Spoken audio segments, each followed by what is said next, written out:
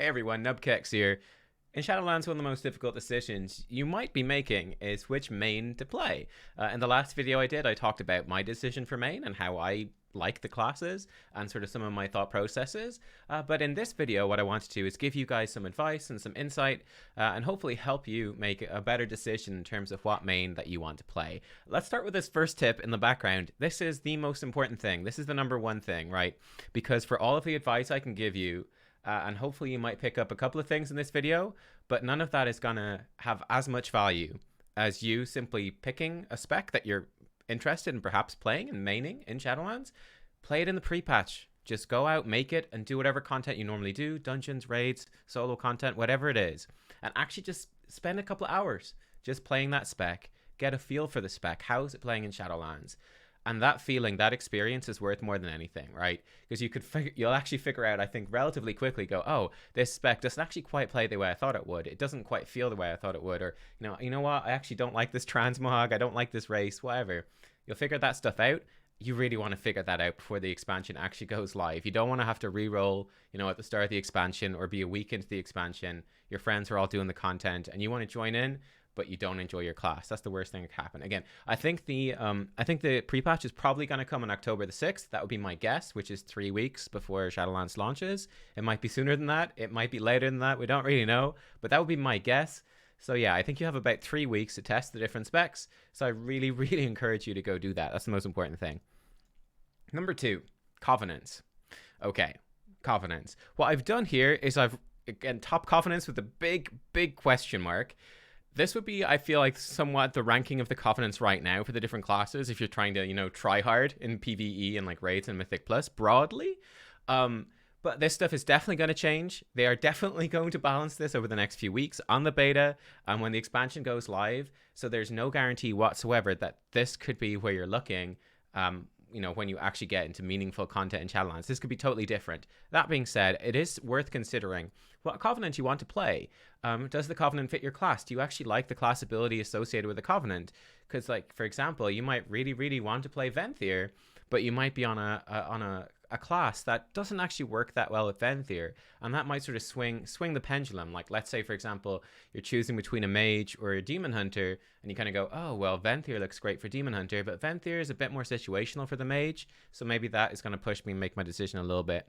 There's very much as well, I think there's a very big question as to how harsh will the meta be. This is like, will you get denied from groups? If you turn up and go, hey guys, I'm a Venthyr mage, will groups go, hell no, get out of here? Or will groups be like, unless you're in Venthyr, we don't want a mage in our group, denied? I don't know. I'm not really sure how harsh the meta will be. I will admit, I am, I think that it depends on your classes, right? Some classes I think are more balanced than others. I am worried that the meta will be quite harsh because a lot of the top content creators and streamers are extremely harsh about this. They hate Covenants, they hate the system, they hate everything about it and people being locked out of it. And I think that negativity is going to trickle down and have a massive impact on the general population. I think people like tier lists. They like to categorize things. So I'm worried that the same thing will happen with Covenants, more so than is probably deserved. Like you could easily find yourself like just queuing up for a weekly Mythic Plus key. And I am worried that you might get denied based on your Covenant, even if that really doesn't particularly matter for the level of content that you're doing. But we'll have to see. Yeah, like I said, I think that some of the different classes are fairly balanced. Like, for example, Shaman. With Shaman right now, I would say that Kyrian is really good. I think Venthyr, though, is really good as well. And even Necrolord is a bit different than these two abilities, but I think it's pretty good too. I would say Night Fae for Shaman, for example, sort of stands out as being a bit of a weaker one. I would say, generally speaking, the Night Fae abilities are a little bit dodgy, a little bit questionable. So that's definitely something to research for your own spec, for your own class. How are the things actually looking?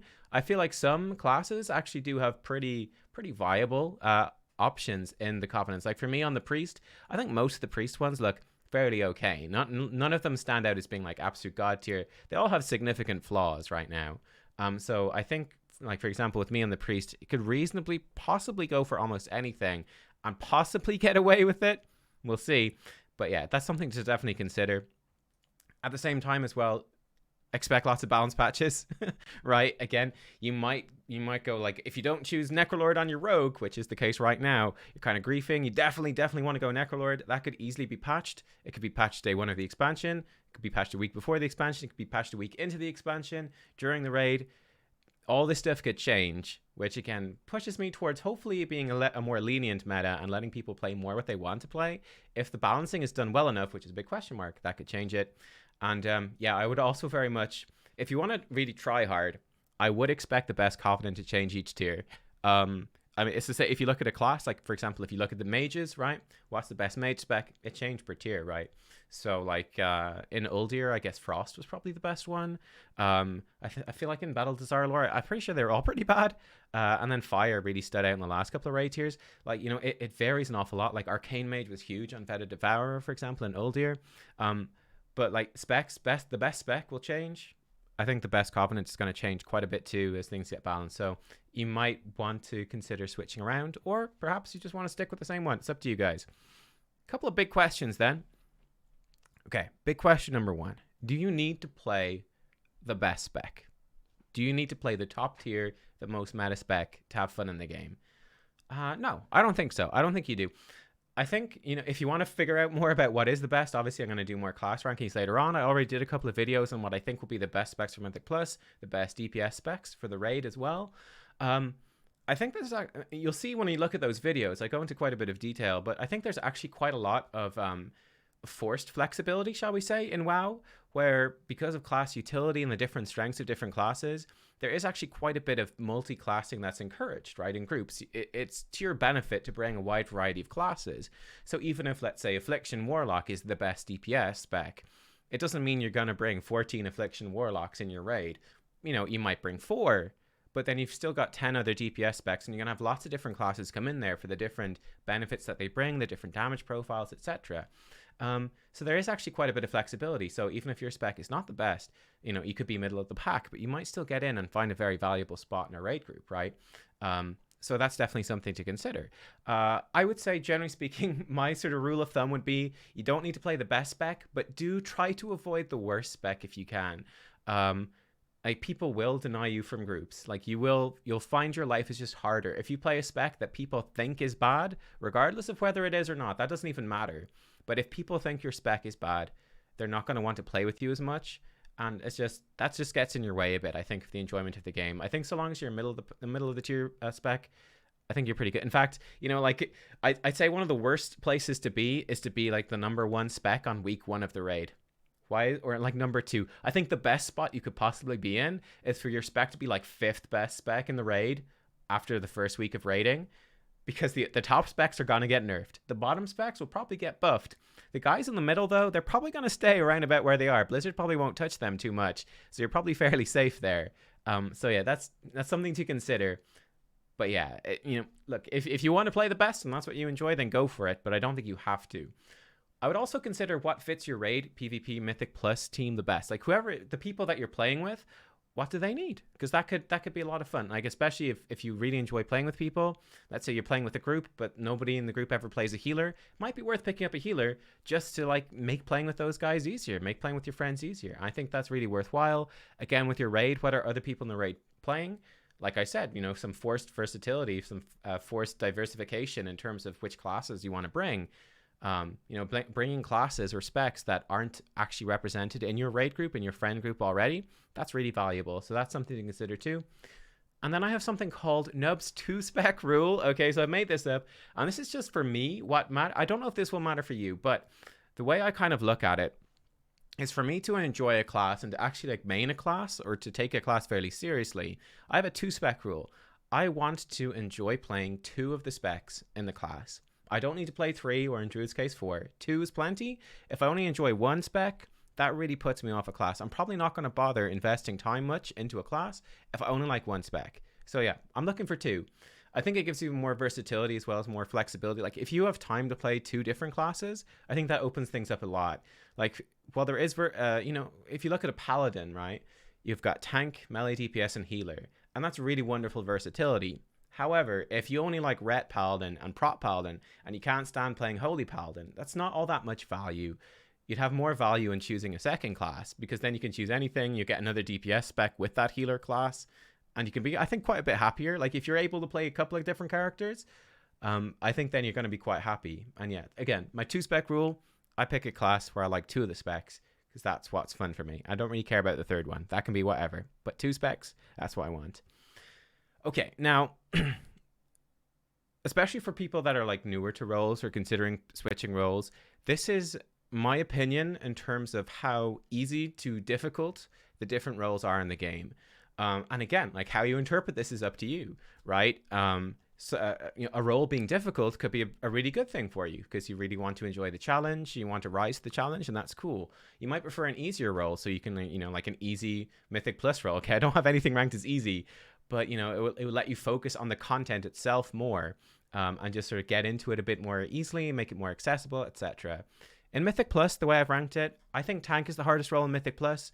Tanks in Mythic Plus are kind of expected to know the route through the dungeon. They're expected to know what packs to pull, expected to know how to deal with those packs. They do, expected to know when to kite, when to crowd control. Oftentimes in higher level Mythic Plus as well, the tanks are the ones that are expected to coordinate the crowd control, the interrupts of the group. Like they are expected to take that leadership role. And I think that's a massive burden. And there's a huge burden of knowledge to get into tanking. It is by far the smallest represented role in Mythic Plus. It's very difficult to find a tank because I think it's very intimidating for beginners. I think healer also goes up there as well. It's not as hard as the tank, but I still would classify it as hard. Again, there's a big burden of knowledge in terms of what the damage patterns of the dungeons are. I think especially in lower level Mythic Plus, where your team aren't going to understand that and your team's going to take lots of extra damage and get hit by stuff they can't, I think that can end up being extremely stressful. When you're trying to compensate and save people from horrible mistakes that they're making. So I think that healer I would also class certainly is hard. And of course, as healer, much like a DPS, you're still trying to contribute lots and lots of DPS while still maintaining your healing, because the more DPS you contribute, the faster you get through the dungeon, and getting through dungeons quickly is the whole point of Mythic Plus. I put DPS in medium. Again, it's not an easy or anything. I think DPS is still a good challenge in Mythic Plus. You're still trying to do really good damage. You're trying to figure out when to use your cooldowns. Like, do I use my cooldowns on this pack or the next pack, or do I save them? When do I use them? When makes the most sense? And of course, you're still trying to coordinate your crowd control, your kicks, your interrupts, everything with the rest of the group. So and you're still dodging mechanics the same as everyone else. So I think Mythic Plus, there's loads of challenge, especially because Mythic Plus, the difficulty scales infinitely, depending on how high a key you run. In the raid, then, the raid is quite different. So for example, tank in raid, right? I rank tank as easy in the raid. I think compared to Mythic Plus, you don't have anything at all compared to the strategy that you need to have for Mythic Plus, so that understanding. For the tank in the raid, a lot of bosses are quite simple. You just have a very simple tank swap mechanic. Maybe there's a small bit of movement. There tend to be a few raid fights, a few fights in the raid where movement does become quite important, and the tanks can be a bit more involved, or there's some really dangerous tanking mechanics. But quite frequently, I feel like tanking is definitely the simplest role. And there's just, I think that Blizzard does struggle to come up with a variety of mechanics that the tanks have to interact with. I put DPS in medium. I mean, maybe you could knock that up to hard. Like, DPS checks are very important, and there's a lot of competition amongst DPS to do well. And obviously, DPS are going to be dealing with the majority of the different mechanics. They're usually going to be targeting DPS more than others, or DPS are going to be asked to do them more than others. Understanding targets, understanding how to use your cooldowns effectively, your defensives effectively, all that sort of stuff. There's plenty of challenge in there. That being said, I do think that healer is the hardest role. I think healer is the toughest thing in raid. I don't think most healers really get anywhere near the skill cap of a healer, right? But there is, I think, a massive skill cap there. One of the big things is the healers that you're working. Usually there's 4 healers, right, in a mythic raid. So you got to work with the other 4 healers. And to be very, very skilled, I think you'd have a very skilled healing group where you're actually going to talk to each other, coordinate your healing cooldowns. You're going to understand the strengths and weaknesses of each of the different specs, how they do healing, when they do healing, and then working around that, trying to squeeze DPS out when you can, when you understand that your teammates' cooldowns are covering this, or your teammates' abilities are covering this, working around each other's strengths. And I think that's a big challenge. And again, you're still trying to maximize your damage as much as the damage are. So yeah, I think that is probably what pushes healer to the highest DPS, because not only do you have the the importance of playing your own spec well individually, but there's also a ton that you can do by working well as a group. Tanks have that a little bit, but it's a lot simpler because there's just two and it's mostly just swapping back and forth. There's a lot more complexity to 4 healers interacting with each other and with the different damage patterns of each different fight. And again, there's a big burden of knowledge there for the fights as well. And then finally for PvP, I think that healer is the hardest thing to play in PvP. The healers are typically going to be focused the most, and it becomes extremely reactive in terms of where the damage is going. You have to understand all of the damage cooldowns, all of the crowd control abilities, etc. When you use your healing cooldowns, I think there's just so much gameplay in there. I think healer is by far the most difficult. I think DPS then is also very challenging in PvP, because again, you need to be coordinating crowd control, kicks, you need to understand damage cooldowns, you need to understand where you are. I think there's just a ton of skill that goes into PvP, especially like at higher level arena 3v3s. And then tanks, I don't think you see that many tanks in 3v3.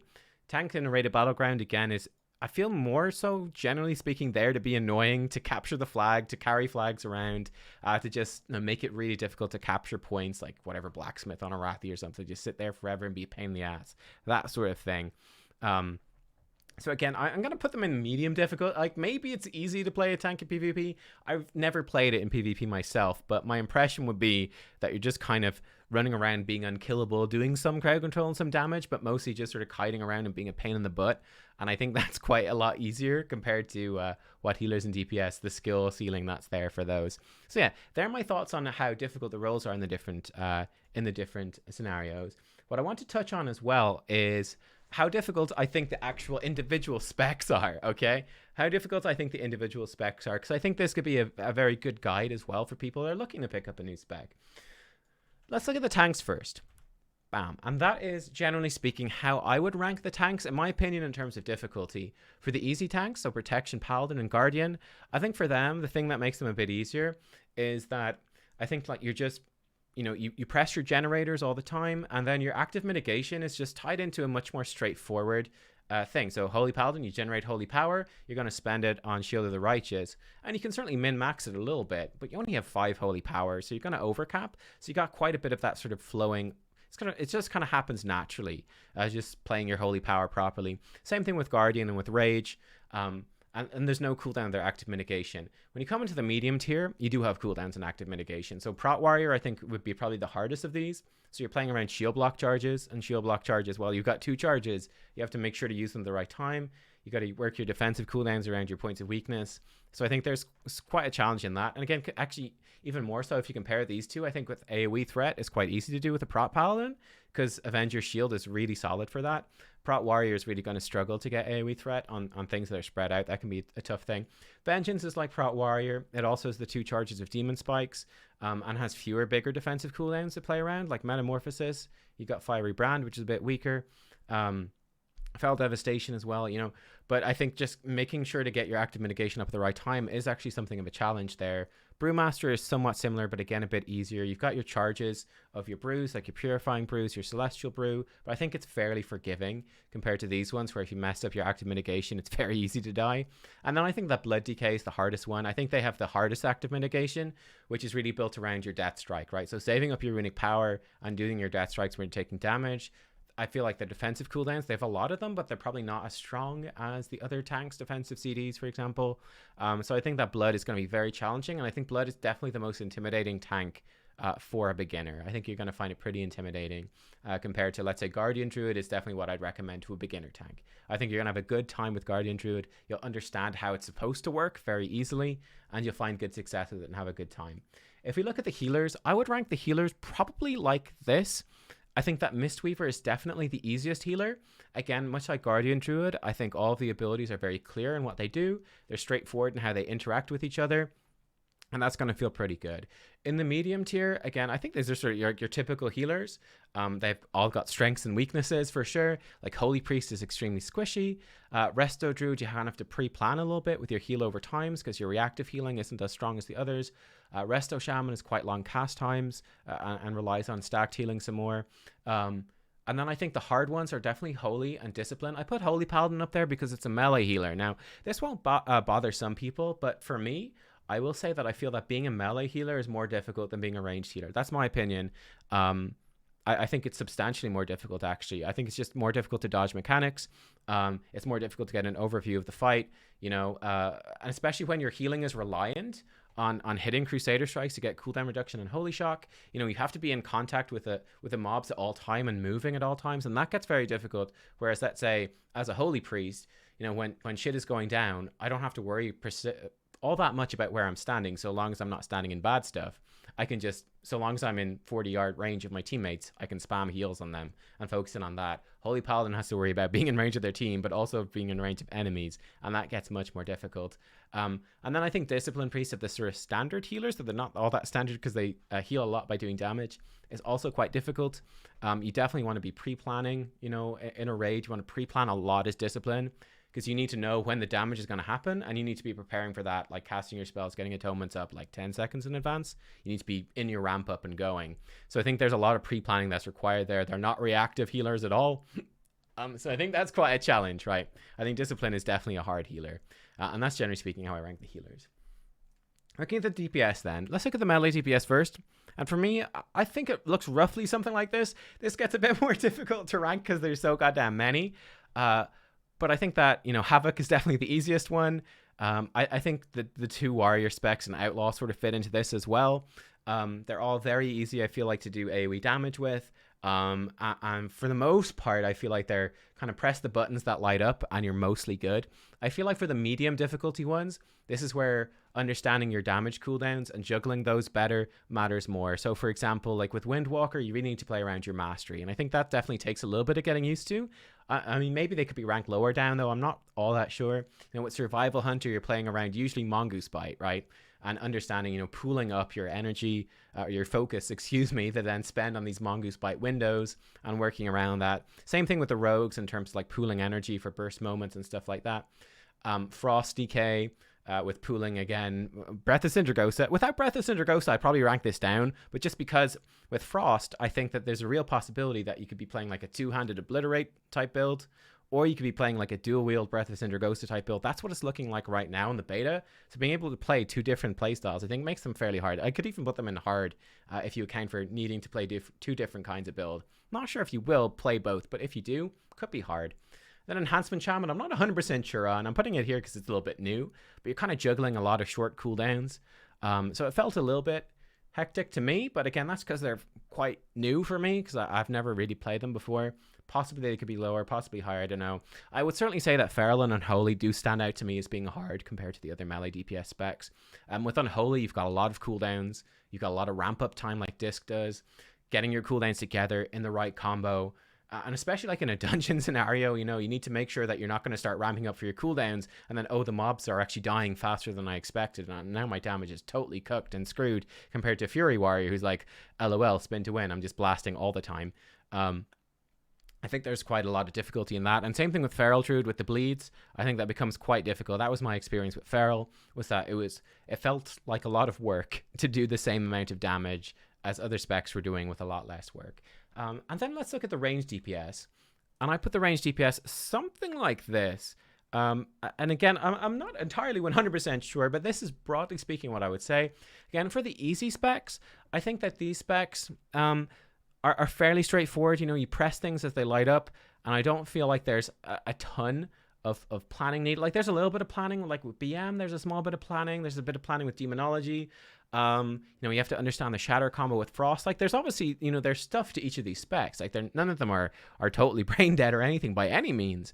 But I would, broadly speaking, consider these easy. Like even Demonology, I kind of wonder about putting this one a bit higher because it really is, at the moment, mostly all about your Demonic Tyrant cooldown and ramping up to it properly. But I think that it's relatively straightforward. It felt to me relatively straightforward to ramp up to it. So maybe I'm underestimating it, but I felt like it was relatively easy to play. For the medium difficulty, again, these are fairly importantly in order, I would say. With these ones, your cooldowns, I feel like in particular, are going to matter a lot more, and there's more difficulty in playing around the cooldowns. I did put Balance Druid here because I just feel like there's more of a multi-dot aspect to it. I think that multi-dotting does add a bit more challenge. Fire, it becomes extremely important to play around Combustion, which has its own unique sort of play style, so I kind of consider that medium difficulty. Marksmanship, same thing. True Shot changes your rotation. It's very important to play around, so that has its own sort of difficulty. Destruction, again, Infernal is so important. Arcane, playing around your Arcane Power or Touch of the Magi, these are so important. You need to prepare for them. So that's why I've ranked them up there. Shadow Priest, I'm not 100% sure on this. This is the new Shadow Priest. I do consider that it's probably going to be fairly difficult in the sense that I might even put it up in hard, possibly. I'm not 100% sure. I do think with the new Shadow Priest that obviously it's multi-dot, so that has its own level of challenge. But then there's also quite a lot of talent variety, and I think that some of those talents are going to be relatively difficult to play around, like Death and Madness, where you need to sort of snipe out mobs to kill them with Shadow or Death, has some challenge. And I definitely think like Surrender to Madness, where you put a 25-second dot in a mob, you start getting double insanity generation, which really changes your rotation. And if that mob doesn't die in 25 seconds, you die. So there's a big downside to playing that. So I think there's quite a bit of risk there. So I think that Shadow, I could possibly even put it up in the hard category, and that wouldn't feel too bad. I'll see once I play it a bit more. It feels somewhat at home to me because I main Shadow. So yeah, I'm not sure. Maybe I'm under ranking it a bit there. And then I do have Affliction Warlock in hard. Again, I think Affliction, once again, it's a multi-dot spec, which is difficulty in my eyes. It's more difficult than not playing a multi-dot spec. And with Affliction, I also feel like there's a lot of different talent builds, right? There's a lot of different playstyles. Your playstyle really changes depending on what part of the fight you're in. And especially so with sort of like the Drain Soul type build, where you're going to be sniping out low health enemies with Drain Soul to get your soul shards back and sort of planning that out and reacting to it. I feel like the soul shard economy compared to demonology, where soul shards are very straightforward, very easy. Every shadow bolt you cast, you get a soul shard. It's simple, it's straightforward, it's consistent.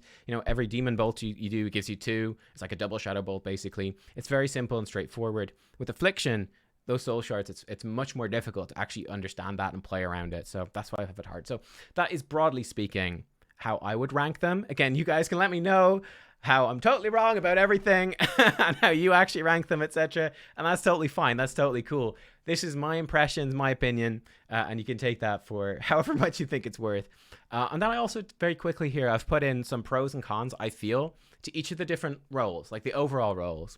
So with the tanks, I think the pros for the tanks, there's a huge demand for them in Mythic Plus, right? There's a huge demand. They're the least played class. I mean, if you consider, or least played role, excuse me, if you consider in a raid, a typical Mythic raid, for example, it has 2 tanks, 4 healers, and 14 DPS. So like the second least played role is healer, and there's half as many tanks as there are healers. So tanks are very much in demand. Also, I do have it in as a pro that you do have a leadership role, because I think that's definitely a pro for a lot of people. Oftentimes in raids, your tanks are, you kind of expect them to be very reliable. So they're often like a very set role within the roster. And certainly in Mythic Plus, like I already mentioned, I feel like tanks are often expected to be leading the group through the dungeon, to know what packs to pull, to know where to go, to know when to go, all of that stuff. To coordinate the crowd control. They're expected to be the leader, and I think that's a very big pro if you're interested in that. I also feel like with the tanks, it's probably the closest role out of all of them to bring the player, not the class. And I think in particular, I think that they are relatively well balanced actually, and I also think, again, due to the big demand and the low number of players, that this also contributes to this, where if you have a really good tank player, you're probably so happy that you have a really good tank player that you don't even care what class they're playing. Even though, let's say like Guardian Druid was fairly low regarded in BFA, you kind of go, oh, we got a Guardian Druid applying to the group. You probably still let him away with it. And if they're really good, to be going like, whoa, dude, this Guardian Druid's amazing. Let's keep him in here. Let's keep doing some M+ with him. This guy's great, right? So I think that it's the best role for that. It's the best role for that. Also, as well, you've got a guaranteed raid spot in every fight. You're going to have 2 tanks in each raid team, and they're going to be in every single fight. You might have a 3rd tank sometimes for some fights. Some occasionally you have 1 tank fights, but that's very, very rare.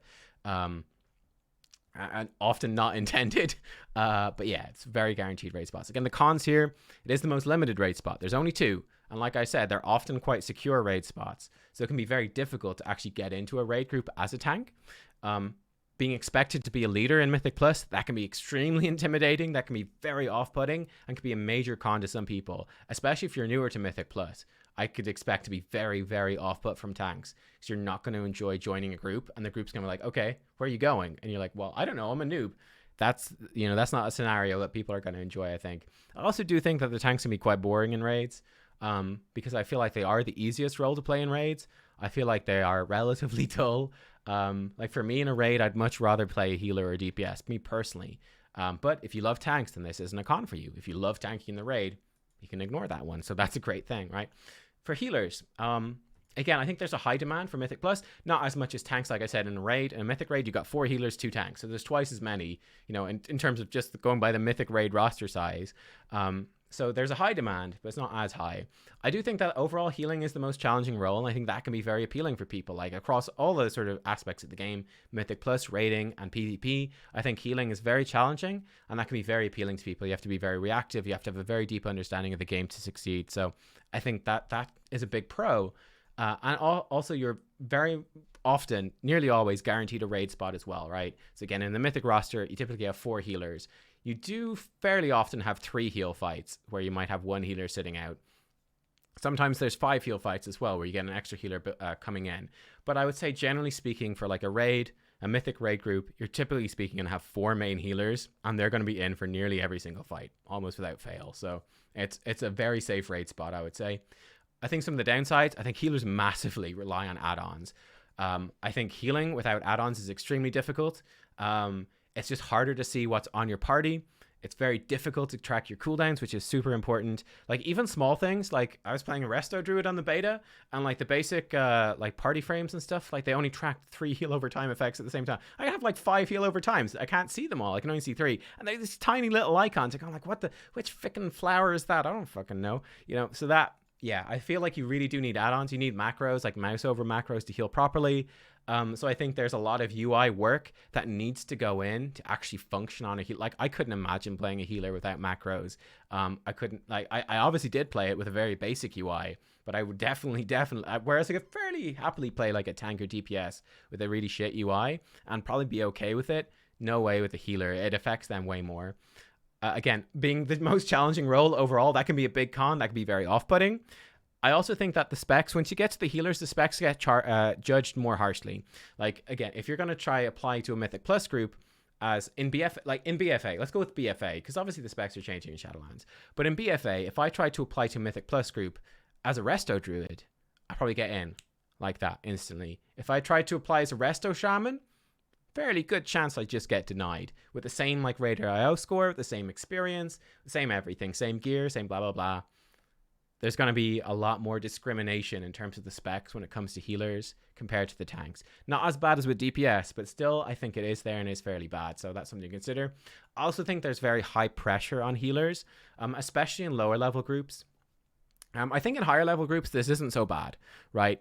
Because I think that especially with newer players, there's a big misconception that you say, when I look at let's say I look at a dungeon group, the 5 players, you got the tank, the healer, and the 3 DPS, and you say, which of these players, like who is the number 1 person in charge of keeping everyone alive? The misconception is people say it's the healer. That's not true. The number 1 person in charge of keeping players alive are the players themselves. It's the individuals. So me as the demon hunter, the number 1 person, it's not my healing Resto Druid. It's me. I'm the number 1 person, right? Me using my defenses properly, me moving around the fights properly. That's the most important thing.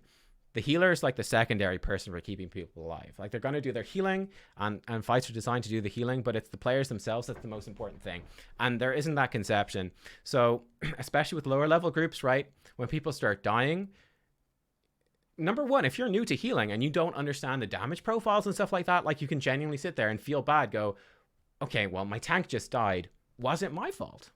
I don't know. Like if you're new, you don't know, right? So you can easily find yourself feeling really bad. Like your team keeps dying. That can feel really bad for you because you're going, man, they keep dying. This could easily be my fault. So there's a lot of pressure in that sense. And then there's also the pressure that, again, those players could be looking at you. Like you could easily have like your warrior player who he doesn't even know what a defensive button is. He's never even heard of Die by the Sword. He's like, is that a damage ability? A damage challenge I could take? You're like, no, it's your defense. Oh my God. Spell reflection. I thought only prot warriors had that.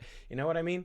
Like you easily end up in that situation. They stand in the fire all day long and then they're going to blame you. So that I think adds up to a lot of pressure. Like I said, when you get to higher level groups and players are actually a lot more, they care a lot more and they're going to put that time into staying alive as much as to doing stuff in the damage meters.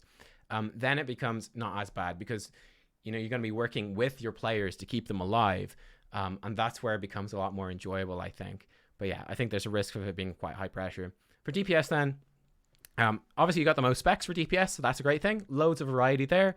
It's also very clear how to optimize, right? So there aren't any sims for HPS, or like they're not valuable, right? And even HPS as a measure isn't that valuable. So for example, for us killing Mythic N'Zoth, we had one healer that was noticeably worse than everybody else. That he had the most HPS, he did the most healing, but he was by far the worst healer. Why?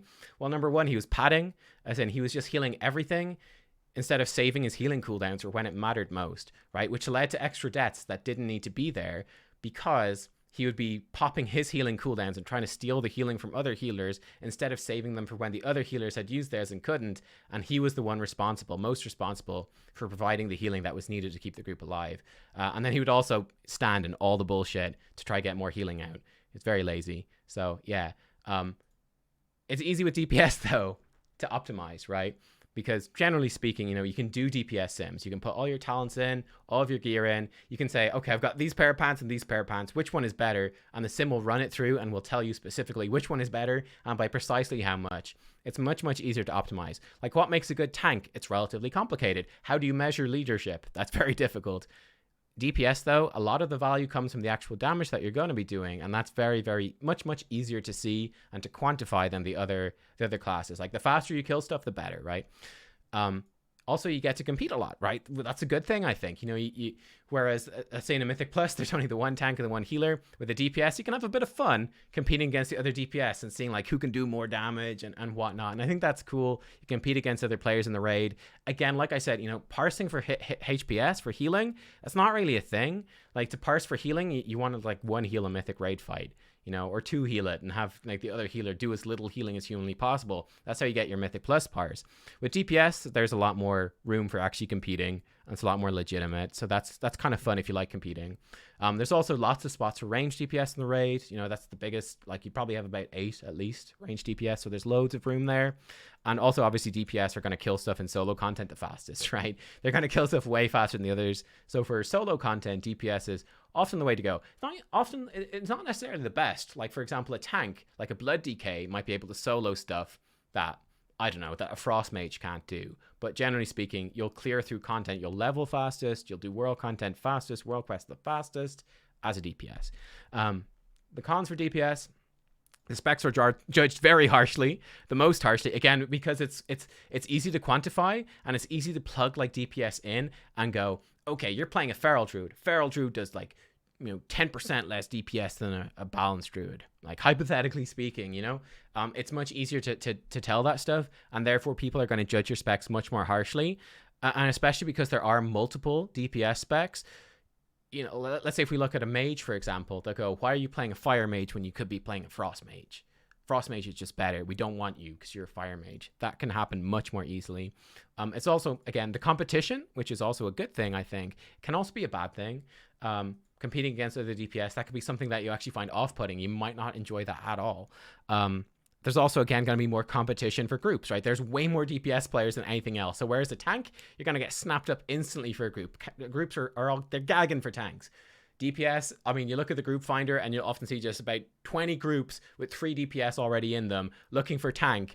Or if you want to have a lot of fun, just create a Mythic Plus group, like 3 DPS in it, put in looking for tank, and then just watch as all the DPS applications file in. You're like, nah, you were a rogue, you're not a tank. You get that all the time, right? So yeah, it's harder to get into groups just because there's so many DPS applying. And then also specifically in raids, in mythic raids, there's quite limited melee DPS spots. That's not as important in lower level raids. You can just bring like whoever mostly, but in mythic raids, melee tends to be punished a lot more than ranged.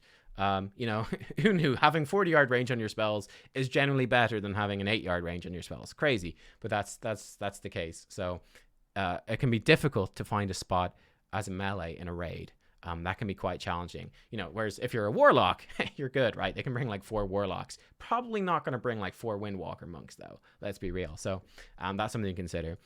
So yeah, that brings us to the end. Again, just a couple of things to conclude here. Hopefully there's some nice info there that can help you make some of your decisions. like I said, do stay tuned. I'm going to do more spec rankings. Like I'll do like healers ranked in terms of how viable and fun. I think I'll sort of combine the two. I'll probably revisit a lot of the classes and give you like a review of how fun I think the classes are playing. So that can be more info like for spec specific stuff that might be valuable to you. So stay tuned for that on the channel. And then of course, most importantly though, prioritize what is most fun for you. You know, if you just love Paladin and you don't care about anything else, like as much as you care about that, the number one thing is you want to play Paladin and you want to be a Night Fae Paladin because that's what you love, just go do it. Like, okay, whatever, there's going to be drawbacks, but if you love it enough, that's going to outweigh that. If you only want to play the best thing and you want to be the best of the best, you want to be the number one person invited to every group because you're the best spec, go do that as well, right? Prioritize what is fun for you. Try to figure out what is fun for you. Look at some of these things, figure it out, and then go with it. And again, like I said, test the damn specs in the pre-patch, guys. This is your opportunity. This is what, between October 6th and October 27th, I want to know that you guys are testing out your specs and that you're going to be happy with your choice on October 27th. That is the number one thing. Guys, thank you for watching. I hope that you found that useful, somewhat enjoyable. As always, let me know, and I'll see you next time. Thanks for watching. Bye-bye.